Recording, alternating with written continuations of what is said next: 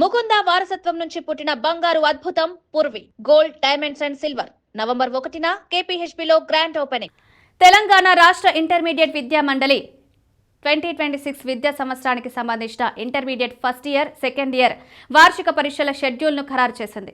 రాష్ట్ర ముఖ్యమంత్రి రేవంత్ రెడ్డి విద్యాశాఖ మంత్రి ఆమోదం మేరకు ఫిబ్రవరి 25వ తేదీ నుంచి మార్చి 18వ తేదీ వరకు ఫైనల్ పరీక్షలు నిర్వహించనున్నట్లు ఇంటర్ బోర్డు సెక్రటరీ కృష్ణాదిత్య ప్రకటించారు. ఫిబ్రవరి 25, 2026 నుండి మార్చి 18, 2026 వరకు పరీక్షలు నిర్వహించనున్నారు. నవంబర్ 1వ తేదీ నుంచి విద్యార్థులు ఆన్లైన్ ద్వారా పరీక్షల ఫీజులు చెల్లించవచ్చు. ఫిబ్రవరి 3వ తేదీ నుంచి ప్రాక్టికల్ పరీక్షలు ప్రారంభమవుతాయి.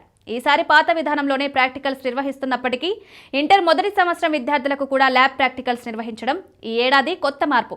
ప్రాక్టికల్స్ ఇంగ్లీష్తో పాటు ఇతర భాషల్లోనే నిర్వహించనున్నారు. గతేడాదితో పోలిస్తే ఈసారి దాదాపు 8 రోజుల ముందుగానే పరీక్షలు నిర్వహిస్తున్నారు. ఈ నిర్ణయం వల్ల సుమారు 9.5 లక్షల మంది ఇంటర్ విద్యార్థులు JEE Mains, advanced, NEET, AP SET వంటి జాతీయ స్థాయి ప్రవేశ పరీక్షలకు సిద్ధం కావడానికి మరింత ఎక్కువ సమయం లభిస్తుందని పేర్కొన్నారు. ఇక తెలంగాణ ఇంటర్ బోర్డు దాదాపు 12 ఏళ్ల సుదీర్ఘ విరామం తర్వాత ఇంటర్మీడియట్ సిలబస్లో సమూల మార్పులు తీసుకువస్తోంది.